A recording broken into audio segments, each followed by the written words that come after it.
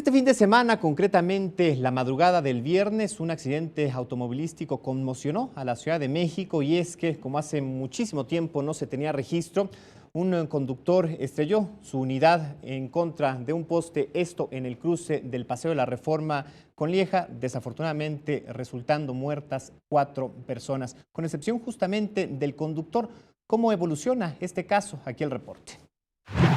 La situación jurídica de Salomón Villuendas, responsable del accidente en la esquina de Paseo de la Reforma y Lieja, se definirá hasta el próximo viernes 7 de abril. Mientras tanto, al conductor del BMW se le dictó prisión preventiva e ingreso al reclusorio norte bajo el cargo de homicidio culposo agravado que habría cometido en estado de embriaguez en contra de 4 personas, 2 hombres y 2 mujeres que iban a bordo del vehículo accidentado. El Tribunal Superior de Justicia de la Ciudad de México dio a conocer que la juez de control Gloria Hernández Franco dictó la medida cautelar de prisión preventiva justificada del imputado. Luego de su primera audiencia, Villuendas, quien ya se encuentra en el reclusorio norte, solicitó que su situación legal se defina en la duplicidad del término constitucional de 144 horas. Por lo que el viernes la impartidora de justicia resolverá si lo vincula o no a proceso. Para evitar la prisión preventiva justificada, la defensa de Salomón presentó 2 testigos con los que intentaron demostrar arraigo y permanencia de su defendido en la Ciudad de México, esto para evitar que le fuese dictada la medida cautelar. Sin embargo, la juez consideró proporcional, idónea y pertinente la medida cautelar de prisión.